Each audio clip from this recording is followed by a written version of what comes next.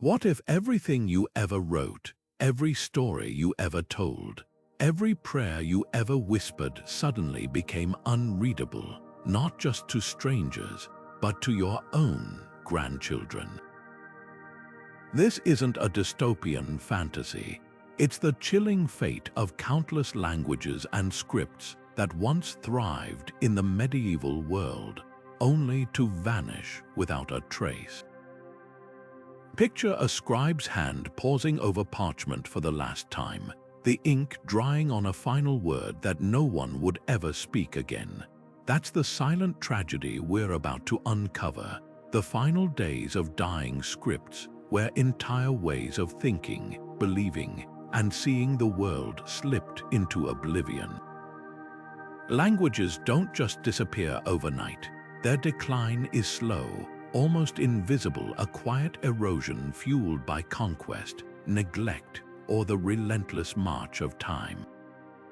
Take the medieval script known as Glagolitic, once the sacred alphabet of Slavic worship, or the intricate runes of the Vikings, carved into stone but gradually replaced by the Latin alphabet. These scripts weren't just tools for communication. They were living vessels of identity, holding the secrets of kingdoms, the poetry of lovers, and the laws of societies now lost to history. When a language fades, it's not just words that die, it's a universe of meaning, a way of understanding life itself. Yet in their absence, these scripts leave behind echoes. Fragments of manuscripts hidden in monastery libraries, cryptic inscriptions on weathered tombstones, or the stubborn survival of a single word that lingers in modern speech like a ghost. Today, we're piecing together these clues to understand how and why these languages vanished, and what their loss teaches us about our own fragile cultural legacies. This is a journey into the shadows of history, where every faded letter tells a story of resilience, adaptation, and sometimes heartbreaking surrender. So let's step into the scriptoriums of the past, where the last keepers of forgotten tongues labored against time, and discover what it truly means when a language falls silent forever. Imagine holding a book so precious that its very letters shimmered with gold, each curve of ink a testament to centuries of devotion. This was the world of medieval scripts, where writing wasn't just practical, it was sacred art. In the scriptoriums of monasteries, monks bent over parchment for hours, their quills tracing the precise loops of insular script, born in the isolation of early Christian Ireland. Every stroke carried weight, blending Latin tradition with Celtic flair, turning gospels into illuminated masterpieces that seemed to glow with divine light. Meanwhile, across the continent, Charlemagne's court scribes refined Carolingian minuscule, a script so clear and uniform it became the foundation of modern lowercase letters. These weren't just ways to record words, they were declarations of cultural identity, as distinct as a kingdom's flag or a cathedral's spire. But scripts didn't just compete for beauty, they battled for survival.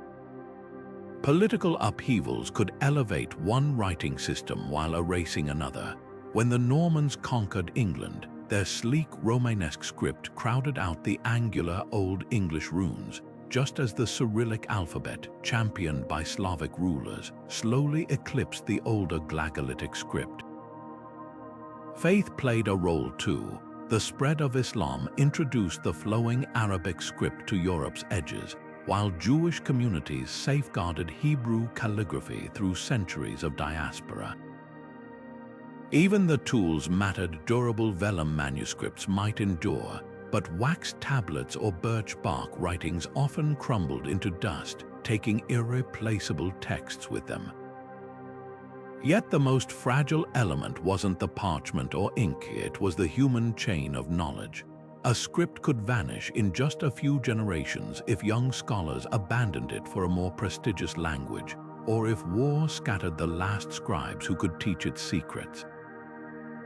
The Gothic script of medieval Germany, once the pride of Hanseatic merchants, faded when Renaissance scholars dismissed it as outdated. And so, these scripts didn't just disappear, they were forgotten twice over, first in practice, then in memory. But in their heyday, they were the heartbeat of civilizations, pulsing with stories we can only piece together today from the fragments they left behind. Consider the quiet tragedy of a language fading not with a bang, but with a whisper, as generations gradually trade the words of their ancestors for the convenience of a dominant tongue. In medieval Europe, the rise of Latin as the language of scholars and the church created an intellectual elite whose writings were unintelligible to common people. Peasants might pray in Latin, but they couldn't read it, creating a divide where sacred knowledge became the domain of the few. Meanwhile, vernacular scripts like Old Irish Ogham, once carved proudly on standing stones, found themselves squeezed between the prestige of Latin and the practical demands of trade, which favored simpler, more widely understood writing systems. This erosion wasn't unique to Europe. Across the Islamic world, the breathtaking sweep of Arabic calligraphy, a script so revered that its very shapes were considered divine, slowly replaced older writing traditions like Coptic in Egypt or Pahlavi in Persia. Yet here's the twist, these transitions weren't always forced. Many communities willingly adopted new scripts because they offered access to power, commerce, or spiritual fulfillment. A merchant in 9th century Damascus might teach his children Arabic not at sword point, but because it opened doors to thriving markets from Cordoba to Samarkand. Similarly, the Byzantine Empire's Greek script seeped into Slavic lands not just through imperial decrees, but because it carried the weight of philosophy, law, and theology.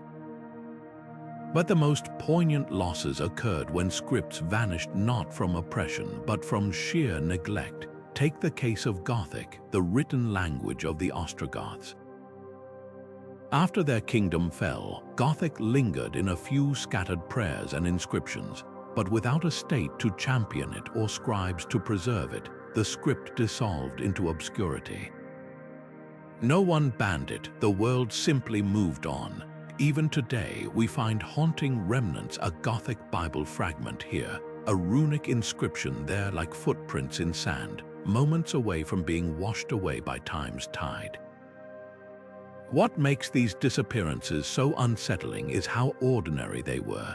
Languages die not always in fire and blood, but in the quiet choices of parents who stop teaching them, of poets who no longer sing in them, of scribes whose inkwells run dry.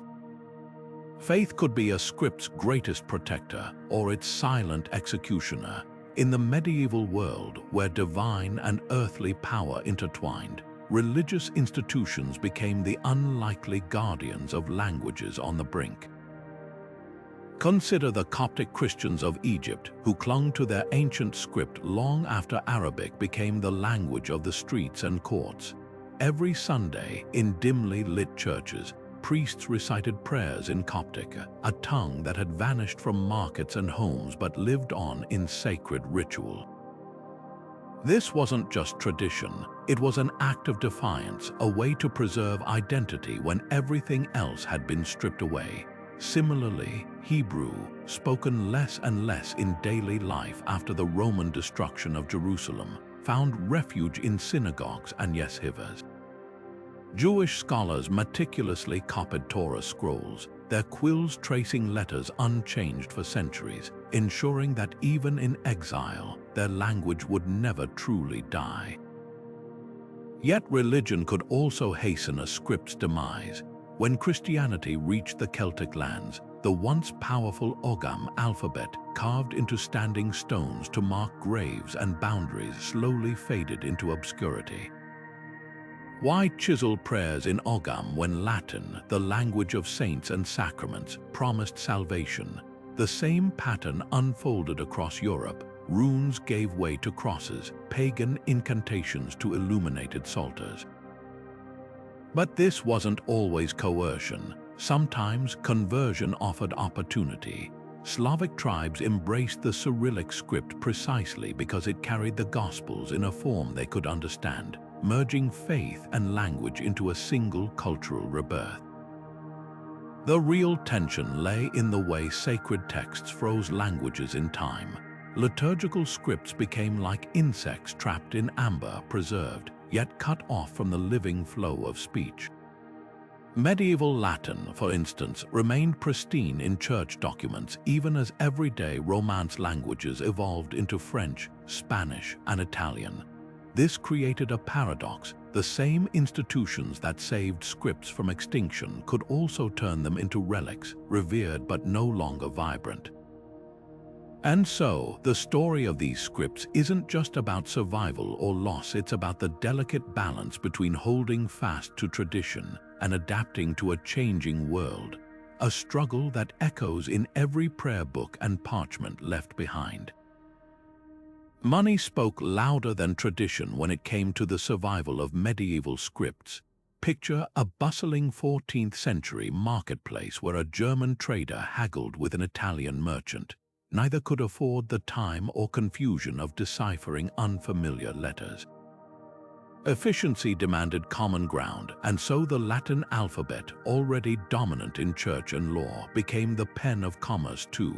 This wasn't just about convenience, it was economic necessity. A contract written in a regional script like Visigothic or Beneventan might be meaningless to a business partner across the Alps, risking deals and livelihoods.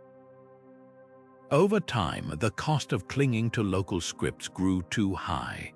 Scribes who once mastered intricate native letterforms retrained to write in the clear, uniform strokes of Carolingian minuscule, not because it was more beautiful, but because it was more profitable. The Islamic world saw a similar convergence.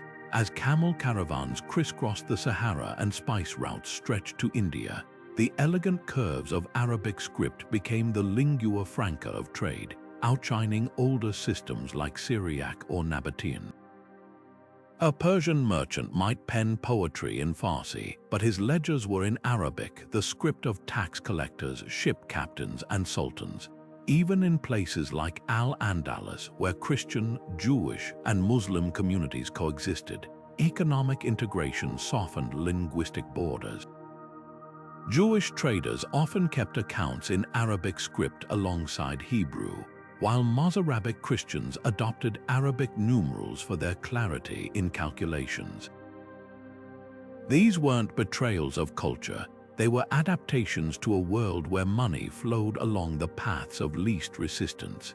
Yet the most heartbreaking losses occurred when entire professions abandoned their scripts. In Scandinavia, rune carvers once etched legal decrees and love poems onto bone and wood. But as towns grew into hubs of Hanseatic trade, the old glyphs gave way to Latin letters not by decree, but because ship manifests and guild records required wider legibility. The last rune masters found their craft dying not with a fight but with a shrug. Why spend years mastering an alphabet your grandchildren wouldn't use? Economic progress, it seemed, came with a hidden tax, the erosion of ways of writing that had defined communities for centuries. Today, we see echoes of this in globalized markets, where the pressure to adopt dominant languages continues to reshape and sometimes erase the written word. There's a particular loneliness to being the last keeper of a language, a weight that settles on the shoulders of those who know their words might outlive their listeners. In the quiet corners of medieval Europe, elderly scribes bent over manuscripts in scripts no one else could read, their hands tracing letters that would soon become relics. Take the case of the Gothic language, once the pride of Theodoric's court in Ravenna. By the 9th century, it survived only in a handful of monasteries, whispered by monks who understood its psalms but had no one to pass them on to.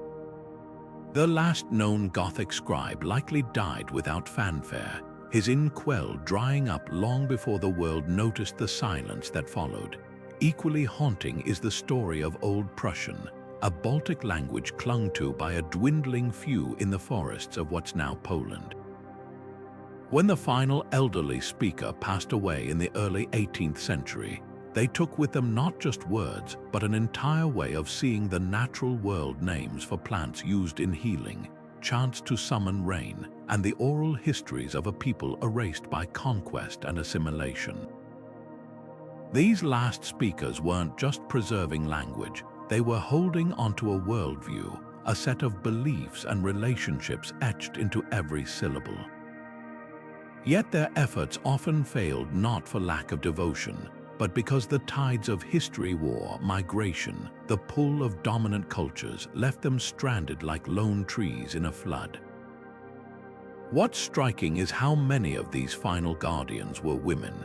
In medieval Ireland, elderly nuns sometimes became the last custodians of obscure liturgical scripts, their convents serving as accidental arks for vanishing knowledge.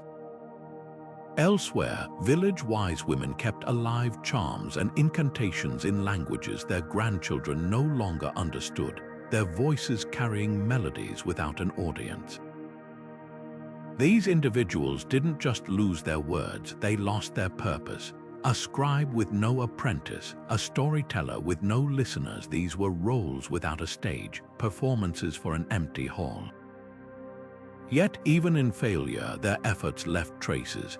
A prayer book in a forgotten script tucked into a monastery wall, a runestone hidden under floorboards, a child's rhyme that stubbornly survives centuries later. These fragments are their legacy. They remind us that languages don't die because they're weak, but because the forces arrayed against them are vast: empires, economies, the sheer inertia of time. And so the last scribes and speakers become something more than mourners at a funeral. They're witnesses, testifying to what was lost so that we might still hear its echo. Hidden beneath layers of dust in forgotten library corners or sealed in clay jars for centuries, these manuscripts are more than relics. They're messages in bottles cast across time. The Voynich manuscript, with its bizarre botanical illustrations and undeciphered script, has puzzled cryptographers for 600 years. Is it an elaborate hoax, a lost herbal encyclopedia, or the coded ramblings of a medieval alchemist? Then there's the eerie beauty of the Dead Sea Scrolls, their Hebrew and Aramaic texts preserving Jewish traditions just before the Roman destruction of the Second Temple. These weren't just documents hastily tucked away, they were deliberately hidden, like linguistic time bombs set to detonate in future generations. Monasteries became accidental arks for these endangered scripts. In the remote cliffs of Meteora, Greek Orthodox monks safeguarded Byzantine texts in script so ornate it seemed to defy decay. Irish monks on windswept Skellig Michael Islands copied psalms into the margins of older pagan manuscripts, creating palimpsests where two worlds collided beneath the parchment. But survival was fragile. The Nag Hammadi library, 13 leather-bound codices buried in an Egyptian jar around the year 350, only escaped destruction because some Gnostic Christian chose the desert over flames. For every manuscript found, countless others molded into oblivion, their pages dissolving into the earth like the languages they recorded. Deciphering these texts is archaeology of the mind. Scholars squint at faded ink under ultraviolet light, teasing meaning from stains and wormholes. The Rohank Codex, discovered in Hungary with 208 pages of unknown symbols, resists all translation. Its looping glyphs could be Proto-Hungarian, medieval cipher, or an elaborate devotional text. Even when the script is familiar, like Coptic or Old Norse, the content shocks. A scrap of Egyptian papyrus might reveal a merchant's complaint about lazy camels, while rune stones in Sweden confess 11th century love spells gone wrong. These aren't just linguistic puzzles, they're frozen moments of human experience waiting to thaw. The cruelest irony, many manuscripts survived conquest only to succumb to modern neglect. The Dunhuang Library caves in China, sealed for 900 years, yielded 40,000 scrolls in 17 languages, only for early 20th century explorers to sell them piecemeal to foreign collectors. Acidic paper from the 19th century disintegrates faster than medieval vellum, and climate-controlled archives now wage war against fungi that feast on ancient inks. Every unread manuscript is a locked door, and with each passing decade, the keys rust further. Yet when a breakthrough comes, like the recent AI-assisted decipherment of carbonized Herculaneum scrolls, it's as if a long-dead scribe leans forward to whisper across the centuries. What other conversations are we on the verge of overhearing? Colonialism didn't just redraw maps, it rewrote the very way cultures recorded their existence. When Spanish friars burned Maya codices in the 16th century, they weren't merely destroying books, they were erasing a civilization's memory. The Maya had developed the most sophisticated writing system in the Americas, with over 800 glyphs capturing everything from royal genealogies to astronomical calculations. Yet to the conquerors, these intricate symbols were devilish scribbles, unworthy of preservation. The same pattern repeated across continents. Portuguese colonizers in Goa dismissed the flowing Brahmi-derived scripts of India as pagan relics, while Dutch traders in Indonesia replaced Javanese characters with Latin letters for administrative convenience. What began as medieval Europe's scriptural rivalries, Latin versus Cyrillic, Gothic versus Carolingian, exploded into a global hierarchy of writing, where alphabets were tools of control as much as communication. But the violence wasn't always overt. Sometimes scripts faded through bureaucratic neglect. British colonial officers in India declared Persian script obsolete for legal documents, not by banning it outright, but by privileging English in courts and schools. Overnight, generations of scribes trained in the elegant Nastaliq calligraphy of Mughal courts found their skills worthless. Similarly, in Africa, missionaries transcribed oral languages like Yoruba or Swahili into Latin letters, not out of malice, but with the assumption that their alphabet was inherently superior. The unspoken message was clear: to be modern was to write like Europe. Even when indigenous scripts survived, they were often relegated to folklore, reduced to decorative motifs on tourist souvenirs, while the real business of power unfolded in colonial tongues. The legacy of this erasure lingers like a phantom limb. Modern scholars still grapple with gaps in Mayan history because only 4 pre-Columbian codices escaped the flames. In India, the Modi script, once used for Marathi administrative records, is now so forgotten that 17th century land grants lie unreadable in village archives. Yet there are flickers of reclamation. From Guatemala's Maya revival movements teaching glyphs in schools to Ethiopia's steadfast preservation of J's script in church liturgy, communities are stitching their written identities back together.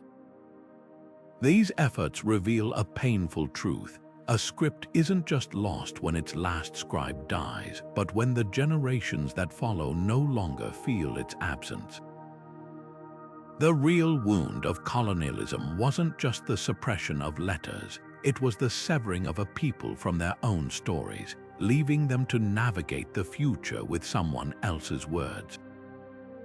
Reviving a dead script is like reassembling a shattered mosaic. Each fragment holds clues, but the full picture requires patience, luck, and sometimes genius. Take the Rosetta Stone, that unassuming slab of black basalt that became the key to Egypt's hieroglyphs. For centuries, the elegant symbols adorning temples and tombs were silent, their meaning lost to time.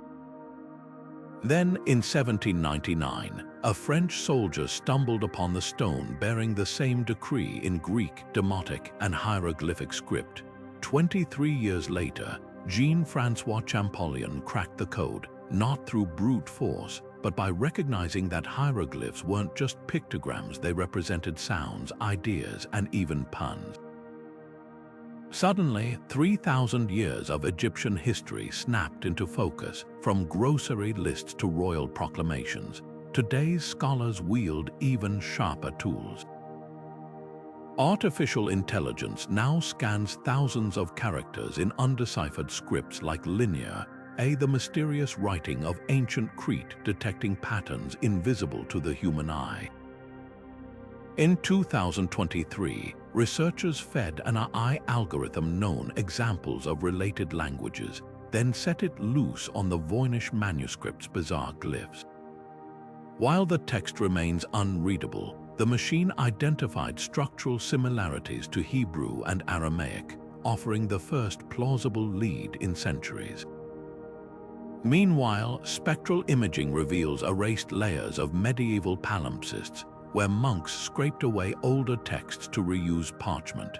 What was once destruction has become revelation.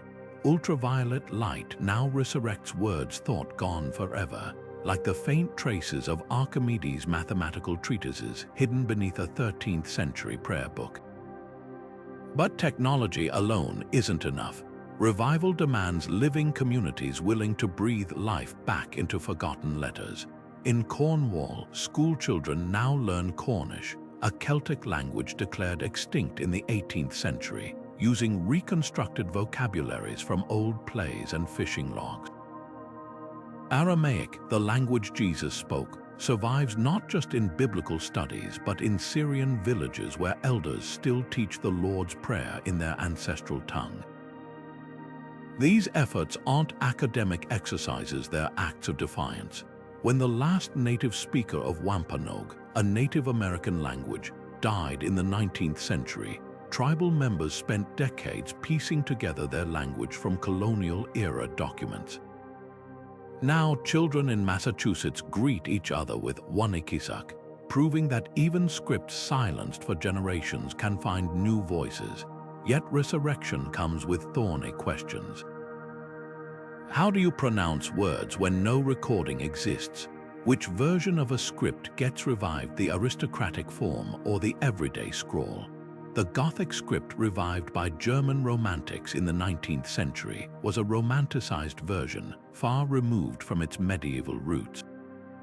And what happens when modern politics hijacks these efforts? Israel's revival of Hebrew, while miraculous, inadvertently marginalized Yiddish and Ladino, other Jewish languages rich with history.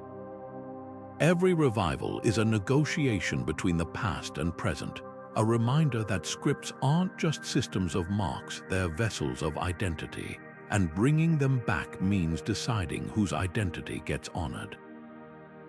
The most hopeful stories emerge from the edge of extinction. In Bali, villagers gather at temples to practice the endangered Lonta script, once used for sacred Hindu texts. In Taiwan, activists teach indigenous children to write in the nearly forgotten Peiwen alphabet, reclaiming stories their grandparents were punished for speaking. These movements share a quiet truth: scripts don't truly die until we stop wanting to hear what they have to say. The ink may fade, the parchment crumble, but the human urge to decipher, to understand, to reconnect, that endures. And sometimes, against all odds, it wins.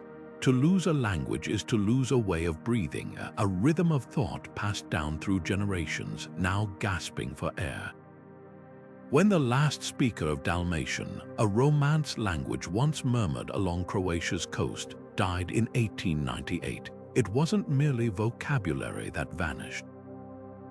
It was the lullabies sung to children in the fishing villages of Zadar, the curses muttered during storms at sea, the jokes that only made sense when shaped by that particular tongue.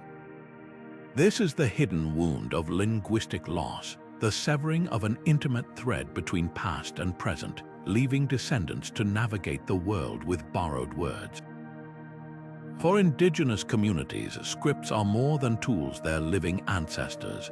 The Cherokee syllabary, invented by Sequoyah in the early 19th century, didn't just transcribe sounds, it embodied resistance, allowing the Cherokee Nation to print newspapers and laws while facing forced removal. Today, when elders teach children to trace its curved characters, they're not just passing on literacy, they're healing a rupture caused by boarding schools that punished students for speaking their mother tongue. Similar stories echo worldwide, Maori tribes reclaiming the swirling koru motifs of their written heritage, or Inuit elders pressing thumbs to soapstone, carving syllabics that map the Arctic landscape as precisely as stars. These scripts aren't relics, they're compasses, guiding communities back to cultural north. Yet the grief of loss lingers like a shadow. In Tasmania, where British colonization nearly erased the island's Aboriginal languages, modern reconstructions rely on fragmentary word lists scribbled by colonial outsiders. Imagine knowing your great-grandmother's prayers only through the hurried notes of someone who didn't understand them. For the Tlingit people of Alaska, revival efforts hinge on wax cylinder recordings made by anthropologists' voices of long-dead speakers crackling through time, their laughter and sighs preserved but their context forever out of reach. This is the cruel paradox of linguistic revival. The closer you get to the past, the more you feel its absence. The emotional toll ripples outward. When Yiddish, once the vibrant tongue of Ashkenazi Jews, dwindled after the Holocaust, it took with it an entire universe of humor and nuance. Phrases like Luftmensch, a dreamer, living on air, or verklempt, choked with emotion, struggle to find equivalents in English. Languages hold untranslatable emotions, concepts woven so tightly into their words that unraveling them leaves gaps no other tongue can fill. Modern psychology even has a term for this grief: language mourning, the ache for a linguistic home that no longer exists. But in the face of such loss, there's defiance. In Wales, road signs in Welsh aren't just practical, they're political, asserting the language's right to occupy space. In Hawaii, immersion schools Hihiwale spark fluency in Alilo, Hawaii, among children whose grandparents were punished for speaking it. These efforts aren't about nostalgia, they're about justice, the right to think, dream, and remember in the words your bones recognize. Because when a script disappears, it's not just letters fading, it's the silencing of a people's inner voice, the whisper of ancestors reduced to static. And in that silence we all grow poorer. Technology giveth, and technology taketh away. Nowhere is this paradox clearer than in the fate of endangered scripts. On one hand, digital tools offer unprecedented hope. The Unicode standard, that vast library of characters powering our smartphones and computers, has granted immortality to scripts once teetering on extinction. Take Tifinog, the ancient Berber alphabet of North Africa. Banned under colonial rule, it now thrives in text messages and social media posts thanks to its inclusion in Unicode. Libraries from Oxford to Tokyo digitize crumbling manuscripts, using multispectral imaging to resurrect faded ink. Even AI joins the effort, like the project training algorithms to read medieval Coptic, piecing together fragments scattered across centuries. For scripts like Syriac or Cherokee, technology isn't just preservation, it's revival, putting ancestral words back into the hands of the young. Yet for every script saved, another slips through the cracks of our digital world. Smartphone keyboards default to dominant alphabets, forcing a Tibetan student to toggle between English and Tibetan, or a Maori elder to Romanize Te Reo Maori because their phone lacks native glyphs. Social media algorithms favor content in widely spoken languages, quietly burying posts in scripts like All Chiki or Enco. Even well-intentioned efforts falter. Google's Endangered Languages project archives recordings of last speakers, but without living communities to use them, these become linguistic museums admired but empty. The cruel irony, the same internet that connects us also homogenizes, compressing the rich tapestry of human writing into a handful of dominant templates. The battle lines are drawn in code. Operating systems and apps that support minority scripts require meticulous programming. Each extra font or keyboard layout means storage space and processing power. For profit-driven tech giants, supporting a script spoken by 50,000 people rarely makes business sense. Yet grassroots movements push back. Activists in Bangladesh developed open-source tools for the Amaro script, while the Icelandic government funds digital resources to keep Old Norse runes relevant.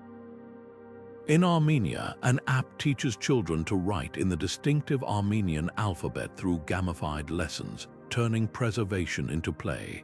Perhaps the deepest challenge isn't technical but cultural. When a script exists only in archives or ceremonial use, it risks becoming a relic admired like a painted vase behind glass, but no longer a living vessel. The true test comes when a teenager in Oaxaca texts in Zapotec, or a Mongolian gamer chats in classical vertical script. Survival hinges not just on documentation, but on daily use, on memes and emojis and the messy, vibrant slang of new generations. Technology alone can't save scripts, it can only provide the tools. The rest is up to the hands and hearts that wield them. Carved into stone, bone, and wood, runes were more than an alphabet. They were a bridge between the earthly and the divine. The Vikings didn't just use these angular characters to record names or laws. They whispered them in incantations, etched them onto amulets for protection, and even scratched them into the planks of ships to calm treacherous seas. Each rune carried a name and a meaning, like Fehu, symbolizing wealth and cattle, or Alges, a protective charm resembling antlers raised to the sky. This wasn't mere writing, it was a sacred act, a way to bend fate itself.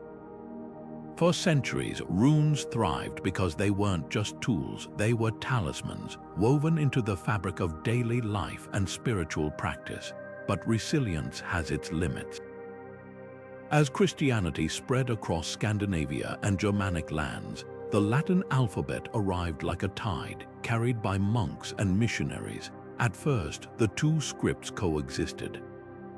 Runes appeared alongside Latin in early medieval artifacts, like the 8th century Franks casket, where scenes from Roman mythology and Germanic legend shared space in carved whalebone. Yet the Church saw runes as pagan relics, and over time, the weight of institutional power tilted the scales. Latin became the script of kings and clerics, of charters and Bibles, while runes were relegated to the margins literally.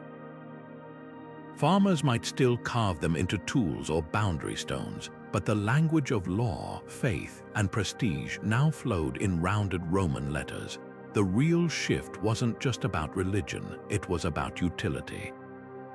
Latin script could be written faster with quills on parchment, while runes, designed for carving, struggled to keep pace with the needs of growing bureaucracies. A rune master painstakingly chiseling a memorial stone might take days to finish what a scribe could ink in hours. And as trade routes expanded, merchants found Latin letters more recognizable to partners from London to Constantinople.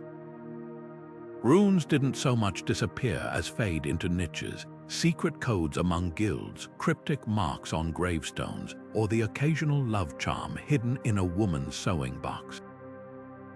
Yet, even in decline, runes clung to life in unexpected ways. Medieval church builders in Norway sneaked runic inscriptions into cathedral walls, as if hedging their bets between old gods and new. Icelandic poets composed verses in runes centuries after conversion, preserving them like forbidden heirlooms. And in remote Swedish valleys, runic calendars staves carved with symbols to track feast days and seasons endured into the 19th century. Their final disappearance wasn't due to conquest or decree, but to something quieter, a generation of children who never learned to read them, leaving the last rune carvers to take their knowledge to the grave. Today, we trace their legacy in museum cases and fantasy novels, but the real power of runes lay in their intimacy, the way they once let ordinary people scratch their hopes, fears, and names into the skin of the world. Syriac script carries the weight of empires in its elegant, cursive curves, a writing system that once united scholars from Damascus to Beijing.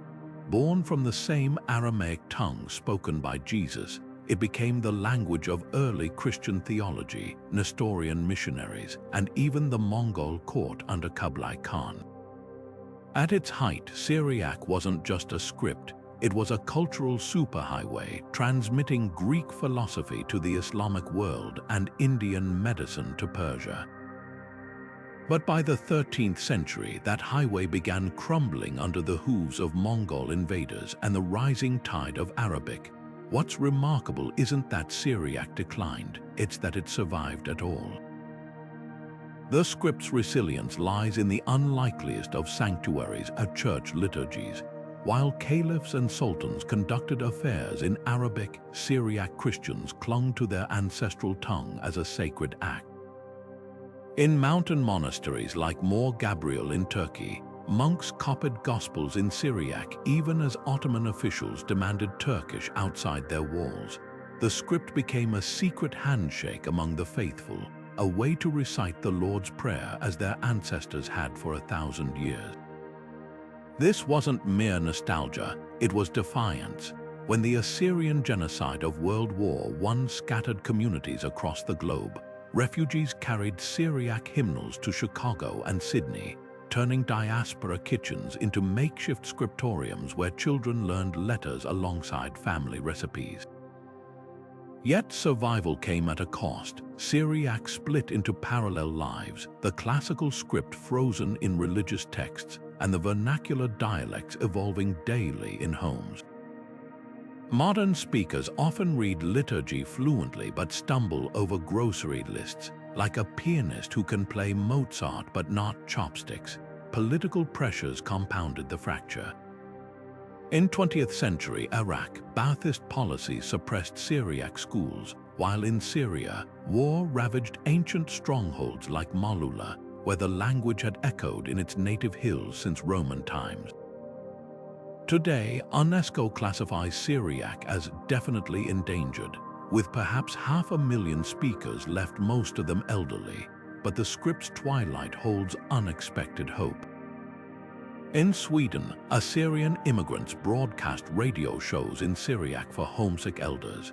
In Kerala, Indian Christians still chant Syriac hymns despite not understanding the words, preserving sounds if not meanings. Digital activists fight back too. Unicode includes Syriac, allowing texting in the script, while apps like Surath 101 teach writing through gamified lessons. The most radical revivalists, heavy metal bands in Lebanon and Germany, setting ancient Syriac poetry to electric guitars, proving that a script doesn't have to be useful to be alive, it just needs someone to love it recklessly. Syriac's story whispers a hard truth: scripts don't fade because they fail. They fade because the world stops making space for them. Yet in the stubborn ink of a monk's pen or the pixelated glow of a teenager's phone, this alphabet defies oblivion, not as a relic, but as a rebellion. Every curved letter is a refusal to let history have the last word. Before the first Spanish ships touched American shores, the Maya had already perfected a writing system so complex it took modern scholars 2 centuries to crack it. Imagine entire libraries filled with bark paper codices, their pages painted with glyphs capturing everything from royal bloodlines to the movements of Venus, until zealous friars burned them as works of the devil. Only 4 Maya books survived the flames, leaving us to piece together a civilization's intellectual legacy from shattered pottery and weather-worn stelae. But the real tragedy isn't just what was lost, it's what we're only now realizing those glyphs could tell us. Recent breakthroughs reveal Maya script wasn't just logographic. It blended symbols representing whole words with syllabic signs, allowing for puns, wordplay, and even regional dialects. A single glyph might depict a jaguar's head while simultaneously sounding out the syllable ba, creating layers of meaning as intricate as the rainforest itself. Far to the south, the Inca faced a different challenge: how to administer an empire spanning mountains and deserts without a traditional writing system. Their solution: quipus bundles of knotted chords that recorded everything from tax rolls to epic poems in a binary language of cotton and wool. Each knot's position, color, and spin conveyed numbers, categories, or even narrative threads, turning strings into a tactile database. When Spanish chroniclers noted that Inca runners could read quipus aloud like scrolls, they assumed it was mere accounting. But modern researchers suspect these knots held poetry, laws, and histories, a theory bolstered by quipus still kept as sacred objects in Andean villages. The cruel irony: we may never fully decode them because the last trained quipucamayocs, the empire's official knot readers, died without passing on their knowledge, leaving us with beautiful enigmas tied in silence. The Aztecs suffered a double erasure. Their Nahuatl language survived conquest, but the elegant pictograms of their Amoxtli folded screen books were dismissed as primitive drawings. Colonial scribes recopied them with Latin annotations, inadvertently preserving content while distorting form. Today, scholars grapple with a paradox. We can read Aztec poetry transcribed by Spanish priests, but the original glyphic nuances, the way a hummingbird's wing might signify both sun and song, are irrecoverable. Even more haunting are the ghost scripts, like the Purépecha glyphs of Mexico or the Amazonian petroglyphs that may represent lost writing systems. These fragments whisper of intellectual traditions that flourished without old-world contact, only to be shattered before they could fully bloom. Why does this matter beyond academic curiosity? Because these scripts weren't just records, they were cognitive maps. Maya glyphs encoded a worldview where time was cyclical and words held divine power. Quipus reflected an Andean mind that organized knowledge spatially rather than linearly. Every recovered symbol is a window into how humans can structure thought itself. The greatest loss isn't the data these scripts carried, but the ways of thinking they embodied: alternative paths to logic, memory, and beauty that might have expanded our collective imagination. Now, as linguists collaborate with indigenous communities to revive these scripts, we're reminded that writing isn't just about communication. It's about sovereignty, the right to tell your own story in the shapes your ancestors dreamed. Languages don't simply vanish, they fade, one generation at a time, like a fire slowly starved of fuel. Linguists track this decline with clinical precision, labeling scripts as endangered when fewer than 10,000 people use them, or extinct when the last fluent speaker or scribe passes away. But behind these sterile categories lie stories of human choices, pressures, and quiet surrenders. Take the fate of Manx, the Celtic language of the Isle of Man, which was declared extinct in 1974, only to be resurrected decades later by schoolchildren singing lullabies from old wax recordings. Or consider Aramaic, the lingua franca of the ancient Near East, now reduced to a handful of villages where elders still argue about olive harvests in the tongue of Jesus. The clock ticks loudest for scripts with no living readers. Linear A, the cryptic symbols etched into clay tablets by Bronze Age cretins, taunts scholars with its undeciphered curves and slashes. Despite over a century of study, we don't know if these glyphs record tax receipts, love poems, or prayers to forgotten gods. The script's silence speaks volumes about how much we lose when a writing system vanishes, not just words, but the worldview they encoded. Unlike Egyptian hieroglyphs, which left behind Rosetta Stones, or Mayan glyphs with descendants still speaking related languages, linear and has no linguistic cousins to whisper hints. It's a sealed vault, its treasures forever out of reach. Yet even in oblivion, these scripts leave fingerprints. The Voynich manuscripts' bizarre illustrations and unknown alphabet have fueled theories from alien contact to elaborate Renaissance hoaxes. But beneath the speculation lies a humbling truth. Some codes may never be cracked. Medieval scholars faced similar frustration with Egyptian hieroglyphs before Champollion's breakthrough. Today, machine learning scours undeciphered scripts for patterns, but our eye struggles where cultural context is lost. A single missing key, a bilingual inscription, a scribe's notebook, can doom a script to eternal mystery. What saves a language isn't beauty or complexity, but utility and pride. Hebrew lay dormant as a spoken tongue for 2 millennia, kept alive by liturgical use until Zionist revivalists dusted it off for modern life. Conversely, the elegant Javanese script, with its sinuous letters resembling temple carvings, wanes despite Indonesia's efforts to teach it in schools because texting in Latin letters is simply faster. Survival hinges on delicate balances, political support, economic incentives, and crucially, whether parents believe their children's futures are brighter with an ancestral script or without it. The real lesson of extinct scripts isn't about loss, it's about adaptation. The Phoenician alphabet birthed Greek and Hebrew letters. Medieval Norse runes evolved into everyday punctuation like the asterisk. Even dead scripts shape how we write today, their DNA hidden in the curves of our fonts and the logic of our keyboards. When a language disappears, it's not an ending, but a transformation, one that asks us what we're willing to sacrifice for progress and what's too precious to let slip away. An entire universe collapses when the last storyteller takes their final breath. No archive, no parchment, just silence. Oral traditions carried the heartbeat of medieval cultures, from the Gaelic Sinchai weaving clan histories by firelight to West African griots reciting royal lineages across generations. These living libraries needed no ink or vellum. Their minds were the scrolls, their voices the script, yet this very strength became their fatal vulnerability.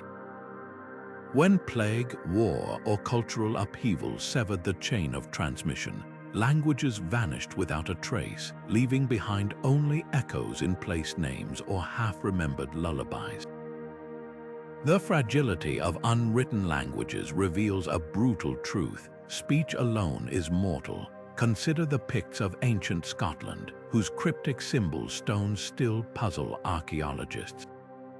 We know they spoke a Brythonic Celtic language, but without written records, even basic words are lost. Contrast this with Old English, which survived Viking invasions because scribes kept copying texts like Beowulf, allowing modern scholars to reconstruct its sounds and syntax. Oral cultures face a double jeopardy. Not only does the language disappear, but the very evidence of its existence dissolves like mist. Some traditions defied the odds through sheer ingenuity. Polynesian navigators encoded star charts into chants, passing down precise sailing directions across centuries without maps. The Vedic hymns of India, memorized with exacting phonetic precision, preserved Sanskrit for millennia through oral repetition alone. But these are exceptions that prove the rule. For every tradition preserved through ritual recitation, countless others evaporated. The love songs of Visigothic peasants, the creation myths of pre-Christian Baltic tribes, the jokes traded in long-dead dialects at medieval market stalls. The real tragedy lies in what oral languages took with them. Written scripts fossilize grammar and vocabulary, but speech carries intangible riches, the rise and fall of a storyteller's pitch, the inside jokes woven into local idioms, the way certain words were whispered only at funerals or births. When the last speaker of Dalmatian died in 1898, they didn't just lose a word for fishing net. they lost the particular cadence that made their seaside ballads resonate with the rhythm of waves. Modern technology offers partial salvation. Ethnographers now rush to record elderly speakers of endangered tongues, but a microphone can't capture the way a language-shaped laughter, grief, or the quiet talk between grandparents and children at dusk. Yet even in extinction, these languages leave fingerprints. The clicks in Xhosa and Zulu may descend from the vanished tongues of Southern Africa's first peoples. The melodic lilt of Irish English still carries the ghostly cadence of Gaelic syntax, and sometimes, against all odds, oral languages stage comebacks. Hebrew's revival from liturgical relic to living speech proves that resurrection is possible if the will exists. But for every Hebrew, there are 100 lost languages whose last whisper was a bedtime story nobody lived to hear again. Their silence reminds us that writing isn't just about preservation. It's about giving voices a fighting chance to outlast their speakers. War reshapes more than borders. It rewrites the very words people used to describe their lives.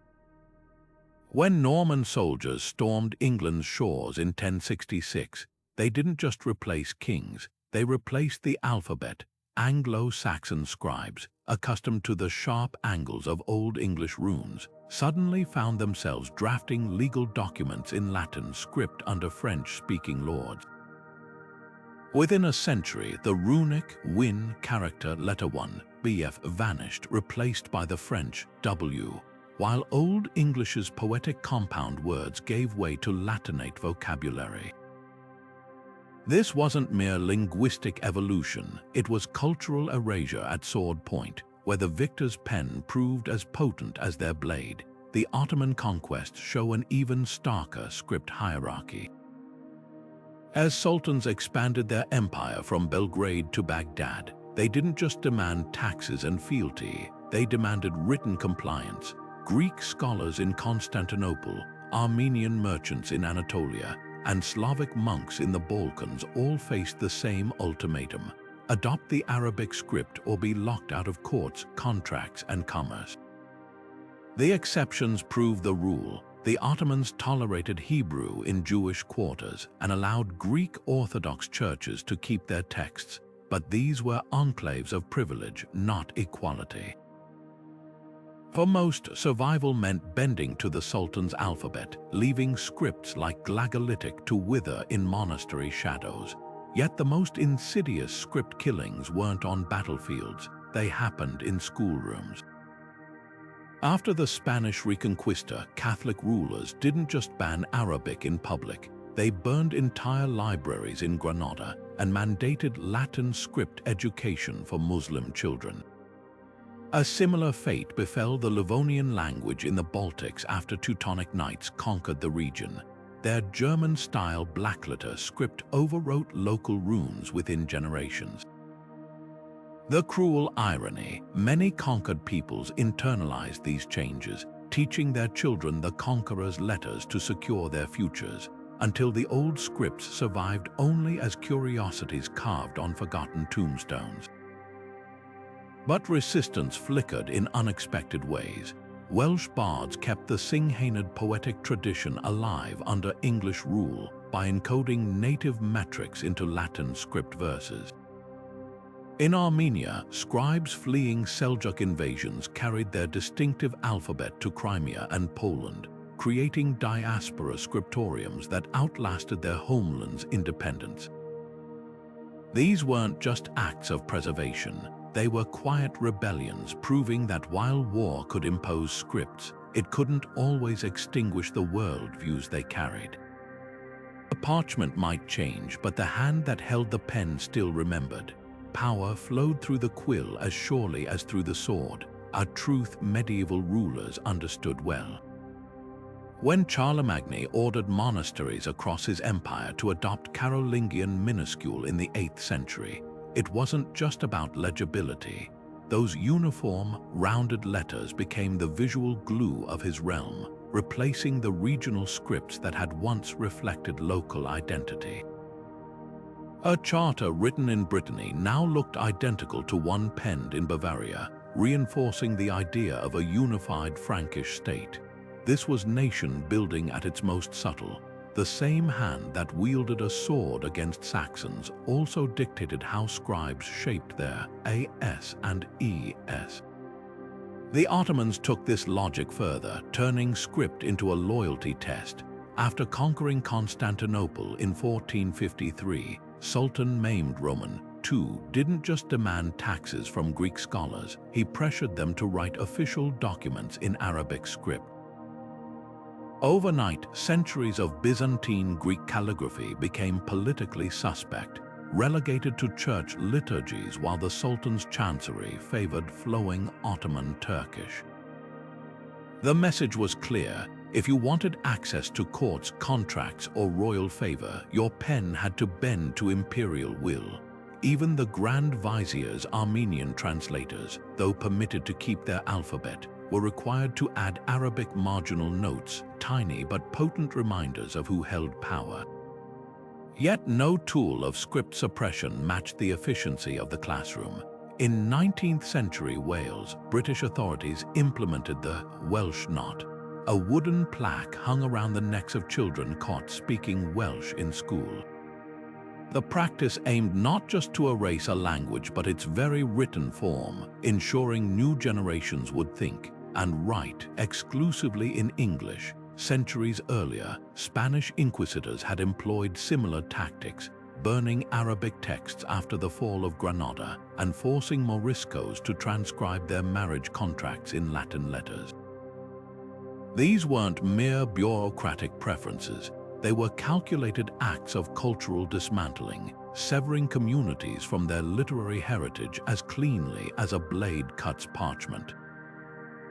The Soviet Union perfected this playbook in the 20th century. Stalin's linguists first promoted minority scripts like Tatar or Kazakh written in Latin letters to weaken Islamic ties to Arabic writing. Then, in a brutal pivot, they forcibly Cyrilized those same alphabets, erasing any visual connection to Turkic or Persian traditions. The switch wasn't about literacy, it was about control. A Kazakh poem looked less subversive when rendered in Cyrillic, its words visually assimilated into the Soviet fold. Even today, post-Soviet states grapple with this legacy, as debates rage over whether to reintroduce Latin scripts not just as practical choices, but as declarations of independence from Moscow's shadow. But resistance often hid in plain sight. Under Spanish rule, Nahua scribes in Mexico secretly preserved pre-Columbian pictograms alongside their Latin script documents, creating hybrid texts that satisfied colonial officials while smuggling ancestral knowledge into the record. In Tibet, monks facing Chinese suppression wrote Buddhist mantras in barley flower scripts that would blow away by noon, leaving no evidence but imprinting memory. These acts reveal the paradox of political scripts. The harder rulers try to standardize, the more ingeniously the human spirit finds ways to write between the lines. The lesson etched into these struggles is stark. When a government promotes or bans a script, it's never just about efficiency or aesthetics. It's about deciding whose stories get told, whose laws get enforced, and whose prayers are deemed legitimate. The Carolingian minuscule that unified Europe, the Cyrillic that Russified Central Asia, the Arabic script that Ottomanized the Balkans, each was a silent soldier in wars over identity and allegiance. And in our digital age, as Unicode committees and keyboard apps become the new arbiters of which scripts thrive, the battle over who gets to write their future and in whose letters is far from over. Digging through layers of dirt and time, archaeologists hold their breath when a glint of carved stone emerges, not gold or jewels, but something far more precious, the ghostly traces of a forgotten script. Each stroke etched into clay or chiseled into rock is a message in a bottle tossed across centuries. The Rosetta Stone's discovery in 1799 wasn't just luck. It was a key turning in a lock, suddenly swinging open the door to 3,000 years of Egyptian history. But for every Rosetta Stone, there are 100 fragments that refuse to give up their secrets. Imagine staring at the Phaistos disk, its spiral of mysterious symbols pressed into clay 4,000 years ago, and realizing no one alive knows what it says, or even if it's language at all. The challenges begin with the simplest question: is it writing? Early scholars mistook Maya glyphs for mere decoration until they noticed repeating patterns, proof of a complex writing system hiding in plain sight. Then comes the puzzle of direction. Ancient scripts might spiral like a nautilus shell, zigzag down a column, or even switch direction mid-sentence, as Etruscan sometimes did. And if you're lucky enough to crack the code, there's the heartbreak of gaps. The Linear B tablets from Crete record Bronze Age grocery lists and temple offerings, but the poetry and laws written on perishable materials. Lost to rot and fire, leaving us with inventory slips instead of epics. Technology is rewriting the rules of decipherment. Multispectral imaging can resurrect faded ink on parchment, like the hidden gospel of Judah's text lurking under a later monk's scribbles. AI algorithms now analyze thousands of characters at once, spotting patterns human eyes might miss, like the way researchers recently used machine learning to identify the scribes behind the Dead Sea Scrolls by their handwriting quirks. But some breakthroughs still hinge on sheer serendipity. The Behistun inscription, a colossal cliff carving in Iran, became the Rosetta Stone of cuneiform because a 19th century adventurer risked his neck scaling the rock face to make rubbings of its trilingual text. Yet the most haunting cases are the scripts we may never fully understand. Rongo Rongo, the enigmatic glyphs of Easter Island, taunt scholars with their wooden tablets most burned by missionaries, the few survivors too weathered to read clearly. Or the Vinca symbols of ancient Europe, scratched onto pottery 6,000 years ago. Are they proto-writing, religious marks, or just a potter's signature? The silence of these scripts is a reminder that history isn't a puzzle waiting to be solved. It's a conversation where half the voices have been erased. What keeps researchers chiseling away at these mysteries isn't just academic pride. When Assyriologists finally deciphered cuneiform, they uncovered the epic of Gilgamesh, proof that storytelling began millennia before Homer. Every recovered script is a stolen glance into how our ancestors made sense of love, death, and the stars. Now, as our eye and spectral imaging open new doors, we stand on the threshold of rediscovering voices once thought silenced forever. The next Rosetta Stone might be hiding in a looted artifact collection or buried under a farmer's field, waiting to whisper secrets across the ages. A script is the fingerprint of a people, unique, deeply personal, and impossible to replicate. When the Basque people of northern Spain refused to abandon their ancient Euskara script despite Roman, Frankish, and Castilian conquests, they weren't just protecting letters on a page. They were guarding a worldview. Unlike surrounding Romance languages, Euskara has no known linguistic relatives. Its structure, verbs, and rhythms stand alone, a living relic of pre-Indo-European Europe. To lose their script would mean severing ties not just with ancestors, but with an entire way of thinking. This defiance echoes in the Cherokee syllabary, invented by Sequoyah in the 1800s as his people faced forced removal. Overnight, a script born from one man's determination turned into a shield, allowing Cherokee newspapers to circulate and tribal laws to be recorded in their own hand, even as American soldiers herded them westward at gunpoint. But identity isn't always about resistance. Sometimes it's about reinvention. The Jewish diaspora offers a striking example. While Hebrew remained sacred in Torah scrolls, everyday Jewish communities adapted local scripts with twists that whispered of their roots. Ladino, the Spanish of Sephardic Jews, was written in Hebrew letters for centuries, turning shopping lists and love letters into quiet acts of cultural stitching. Similarly, Yiddish borrowed German vocabulary but set it to Hebrew characters, creating a literary tradition so vibrant it produced Nobel laureates. These hybrid scripts weren't just practical. They were declarations that identity could bend without breaking, absorbing foreign influences while retaining an unmistakable core. The real test comes when practicality wars with pride. In modern Bangladesh, the indigenous MRO people faced a stark choice: educate their children in Bengali script, the gateway to jobs and government services, or revive their ancestral alphabet, recently rediscovered in jungle manuscripts.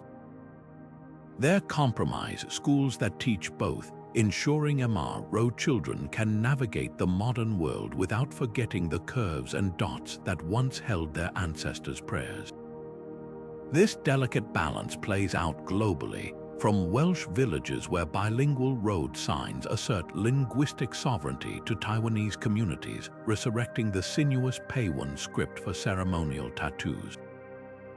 What fuels this stubborn devotion? A script encodes more than words, it carries the weight of unspoken histories. The looping Thana script of the Maldives, derived from Arabic numerals turned sideways, whispers of the island's conversion to Islam. The angular jazz letters of Ethiopia, unchanged since the Kingdom of Aksum, still trace the contours of Africa's only indigenous Christian tradition. To surrender these scripts isn't just adopting new letters, it's accepting someone else's narrative.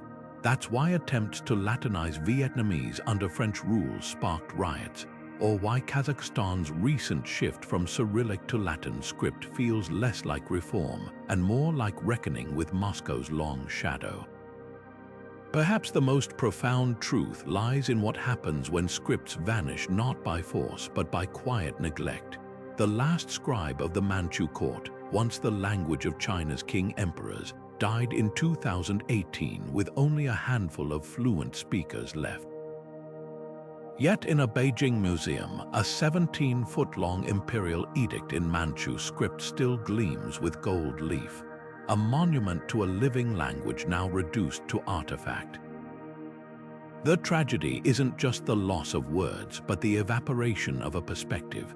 The Manchu terms for Arctic winds that once howled across their homeland, or the precise verbs for mounting a horse from the left versus the right. When a script dies, it takes with it the subtle textures of a people's relationship to the world, yet from the ashes of forgotten alphabets, hope flickers.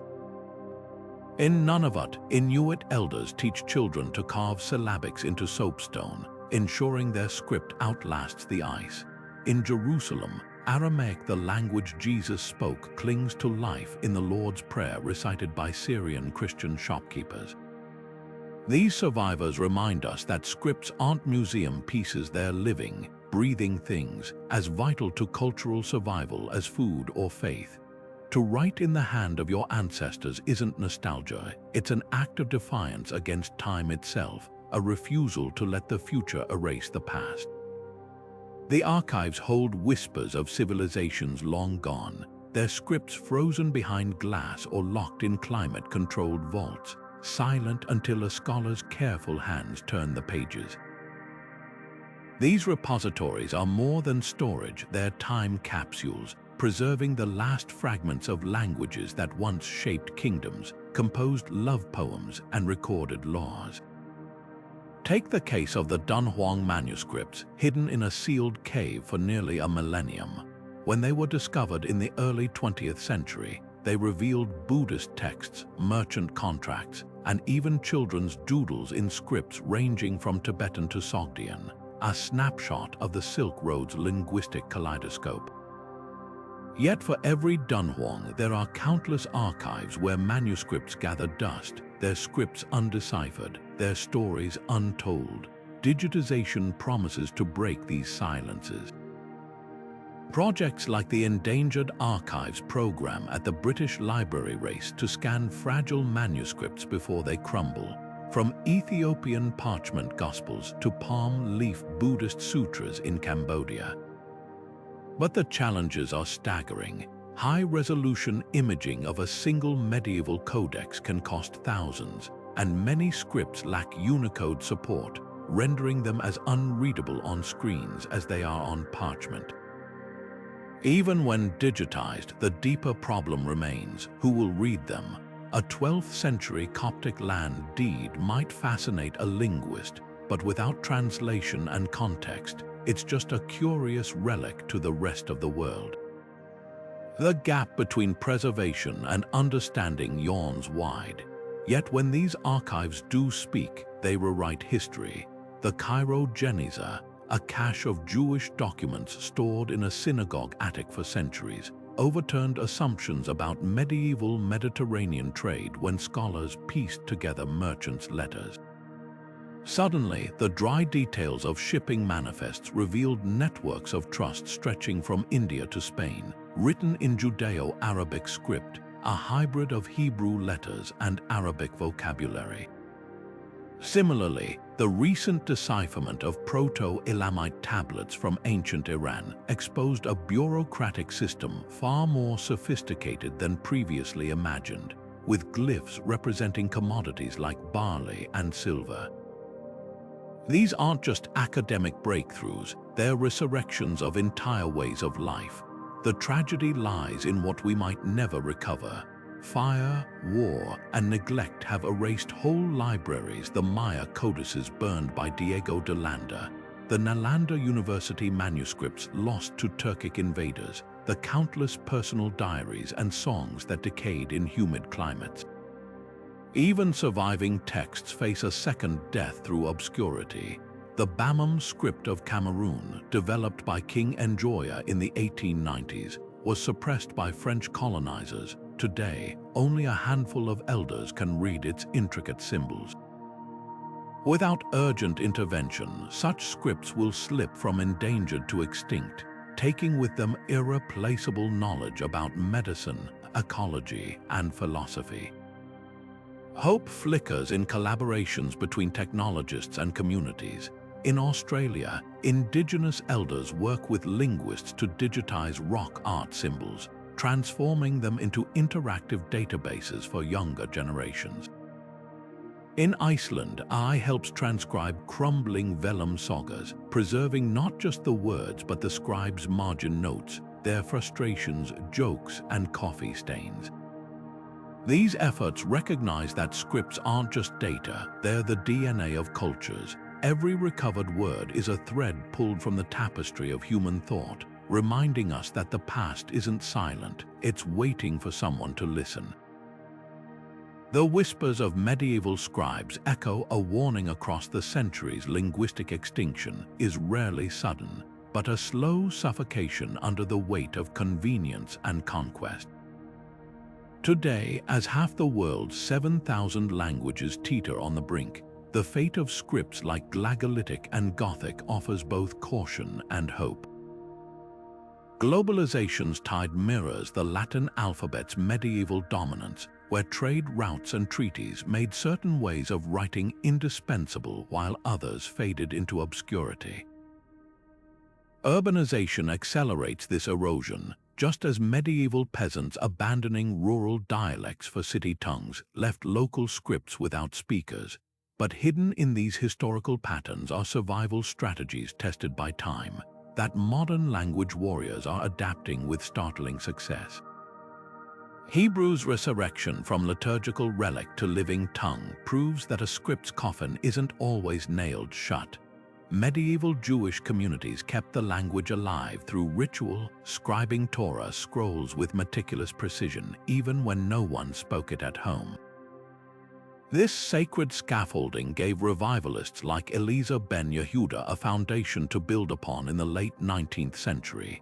Similarly, the Cherokee syllabary, nearly buried by forced assimilation, survived because elders hid prayer books and taught children in secret, a tactic now emulated by Maori language nests in New Zealand, where preschoolers learn Te Reo through games and song.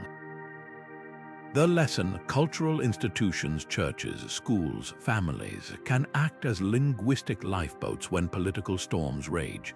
Technology, once a homogenizing force, is being weaponized for revival. In the Middle Ages, the printing press cemented Latin's dominance. Today, smartphones breathe life into vanishing scripts.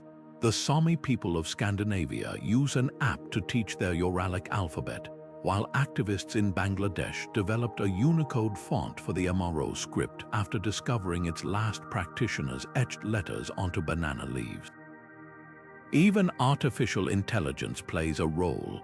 Researchers train algorithms to reconstruct lost pronunciation from old wax recordings, allowing new speakers to hear ancestral words as they were meant to sound. These tools address the pragmatic hurdle that doomed many medieval scripts: the perception that they were impractical for daily use. Policy shifts can rewrite a script's destiny. Just as Charlemagne's decree standardized Carolingian minuscule across Europe, modern governments hold power to elevate endangered scripts.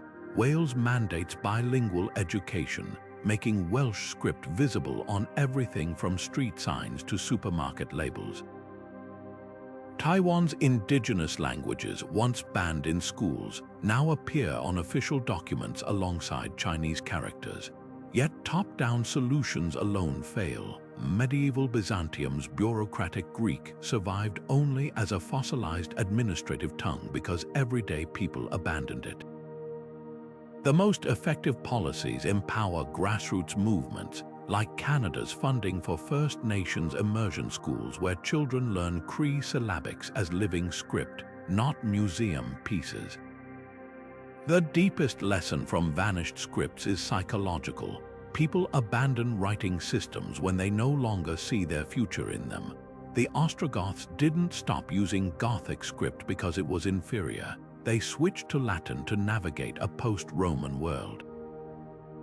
Today's language activists tackle this by linking scripts to economic opportunity. In Nunavut, Inuit translators earn salaries working with territorial government documents in Inuktitut syllabics. Kerala's youth learn Malayalam script not just for poetry, but to code in India's booming tech industry.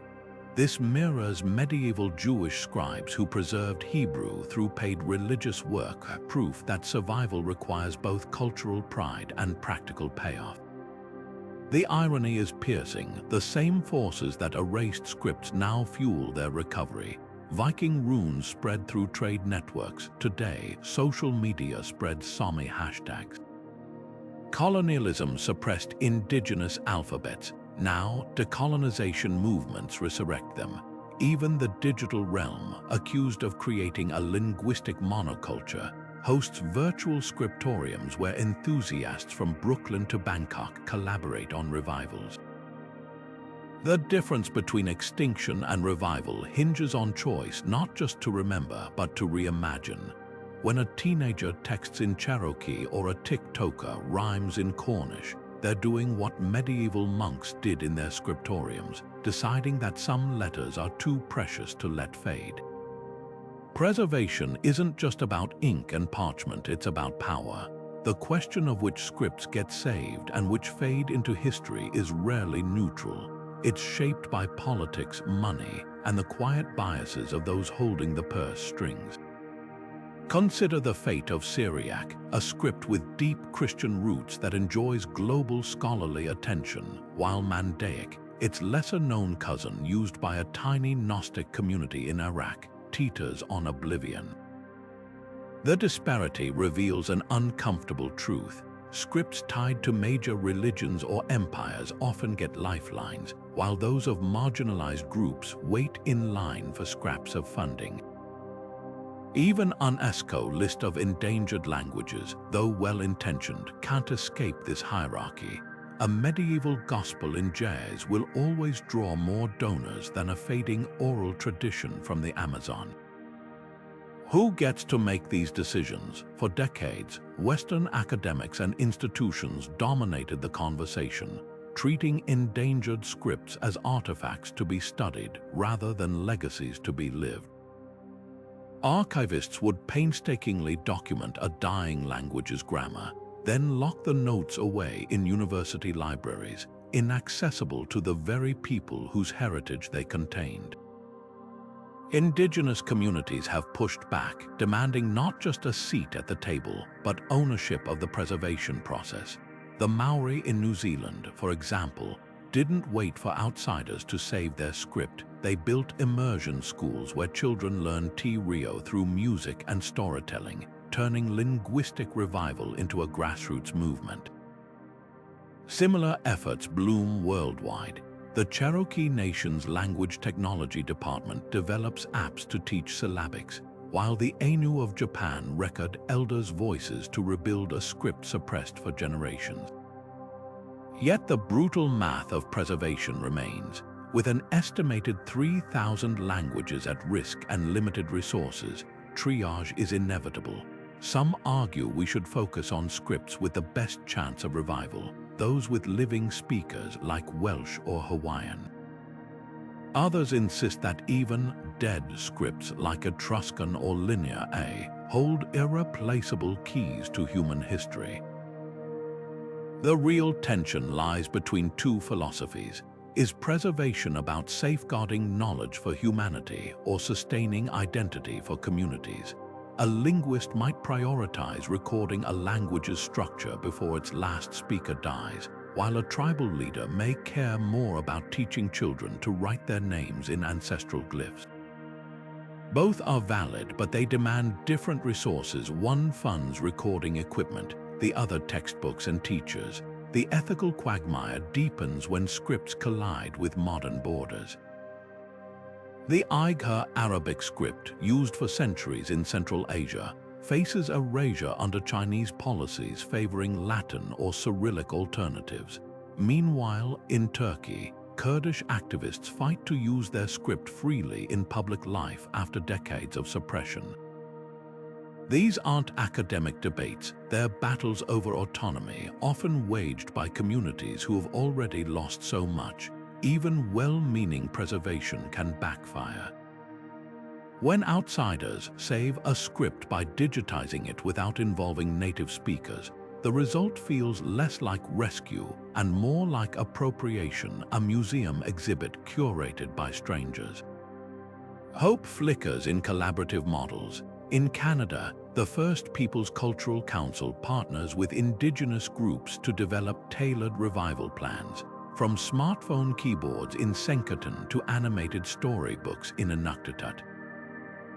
In Nepal, the Thangmi scripts revival was led by local teachers who integrated it into village festivals, making literacy a celebration rather than a chore. These successes share a common thread. They let communities define what preservation means on their own terms. Perhaps the answer isn't choosing which scripts to save, but rethinking how we value them, not as curiosities or data points, but as living expressions of human resilience. Because every time a script disappears, we don't just lose letters, we lose a way of seeing the world that no algorithm can reconstruct. Machines are learning to read what human eyes cannot, unlocking scripts that have been silent for millennia. In a lab at the University of Chicago, artificial intelligence pores over the enigmatic symbols of the Indus Valley civilization, a writing system that has baffled scholars for over a century. The algorithm doesn't just analyze shapes, it hunts for patterns in the spacing, repetition, and context of each glyph, offering clues that might one day crack this Bronze Age code. This isn't science fiction, it's the cutting edge of preservation, where neural networks trained on known scripts like Linear B can now propose plausible translations for undeciphered ones. The implications are staggering. What if I could reconstruct the lost literature of the Minoans or reveal the administrative records of the North Chico civilization? But digital survival requires more than decipherment. It demands a seat at the table of modern communication. That's where the Unicode Consortium's quiet revolution comes in. By assigning unique digital codes to scripts like All Chiki from Eastern India or the ancient Anatolian hieroglyphs of the Hittites, they've ensured these writing systems won't be locked out of the digital age. Suddenly, a teenager in Manipur can text in Meitei script, while a scholar in Berlin types academic papers in cuneiform, all because their characters now exist in the same universal library that powers smartphones and laptops. This isn't just about nostalgia, it's about equity.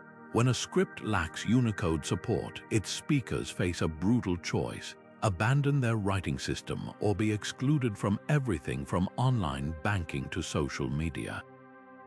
Grassroots movements are turning these digital tools into living traditions. In the highlands of Guatemala, Maya activists have adapted Unicode's ancient glyph block to create teaching apps where children trace syllabics on tablets alongside learning Spanish. Over in Scandinavia, Sami communities blend old and new using 3D printers to create tactile runes for visually impaired learners, while streaming elder storytellers reading aloud in their indigenous script. Even scripts with no native speakers left are finding new life through creative adaptation. The Lushootseed language of the Pacific Northwest, once declared extinct, now appears on street signs and museum exhibits after linguists collaborated with tribal members to reconstruct its written form from early ethnographers' notes. The real test lies in shifting scripts from preservation to participation. Museums can archive manuscripts, and Unicode can encode characters, but survival hinges on daily use. That's why initiatives like the First Peoples Cultural Council in British Columbia focus on making indigenous scripts practical, developing keyboards for smartphones, translating popular video games into local languages, even working with hospitals to create triage forms in syllabics. When a script becomes something you text with rather than just study, it stops being a relic and starts being a living thread in the fabric of culture. Yet challenges loom. Deciphering a script is one thing, reviving its cultural context is another. I might someday translate the Voynich manuscript's bizarre herbal illustrations, but will we ever understand the jokes, the curses, the nursery rhymes that made those words sing to their original audience? And while digital tools empower small languages, they also create new dependencies. What happens when a cloud service discontinues support for a niche script, or when autocorrect keeps fixing traditional spellings into dominant languages? The path forward isn't just about technology, but about stewardship, training local archivists, supporting community-led education, and recognizing that scripts aren't data to be mined, but legacies to be tended. The most hopeful signs come from unlikely places. In a Tokyo subway station, commuters pass walls decorated with Ainu script, part of Japan's belated reckoning with its indigenous heritage. In a Toronto community center, Somali immigrants teach children to write in Osmania script, a writing system their grandparents were punished for using under colonial rule. These efforts whisper a radical idea that every script, no matter how marginalized, carries within it the seed of resurgence. The future of forgotten writing systems won't be written in ink or code alone, but in the stubborn human refusal to let any way of seeing the world vanish without a fight. Every fading script tells a silent story, not just of ink drying on parchment, but of entire worlds slipping through our fingers. When the last speaker of Livonian passed away in 2013, they took with them not just words, but the ancient Baltic songs that once echoed across the dunes of the Curonian Spit. This isn't merely history's natural ebb and flow.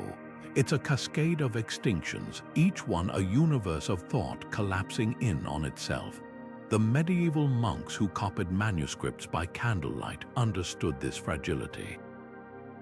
Their meticulous strokes weren't just preserving texts, they were building arcs, carrying fragile linguistic cargo across the stormy seas of time.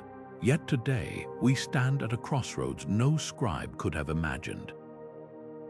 Digital archives can now preserve scripts with pixel-perfect precision, while social media gives vanishing languages platforms their ancestors never dreamed of.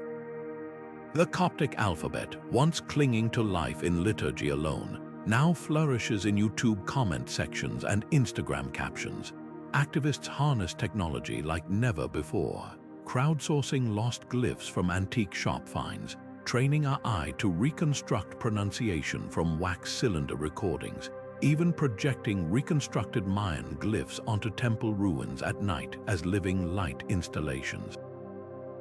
The tools for salvation are here. What's missing is the collective will to wield them. This urgency isn't about nostalgia, it's about survival in the deepest sense.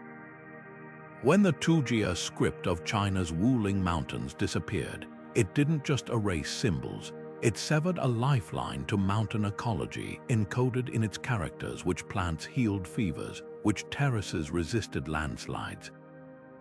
Similarly, the Inuit syllabics developed by missionaries in the 1800s now hold climate knowledge crucial as Arctic ice melts, terms for snowpack density that modern science lacks words to describe. These scripts aren't relics, they're living libraries holding solutions to problems we've yet to fully face. The most hopeful truth: no script is truly dead until we stop listening. Hebrew's resurrection from sacred relic to spoken tongue proves that revival is possible even after millennia. Cornish speakers staged a similar miracle, piecing together their Celtic language from fishing logs and folk plays until children could sing nursery rhymes in words once heard only in museums. The key lies in shifting scripts from artifacts to daily tools, not just teaching Manchu in university seminars, but printing bus tickets with it, not just archiving ENCO manuscripts, but texting with its characters. Survival demands more than preservation, it demands reintegration. So as we close this chapter, the question lingers: which voices will we amplify, and which will we let fade to whispers? The answer doesn't rest with scholars or algorithms alone, but with every viewer who shares a post in a minority script, every parent who teaches a child ancestral letters, every traveler who pauses to read a fading inscription. History's grand archive isn't some distant vault, it's the collective memory we choose to nurture. And in that choice lies power, to ensure the next generation inherits not just a handful of dominant tongues, but the full, glorious chorus of human expression. After all, what good is a future that only hears half the story?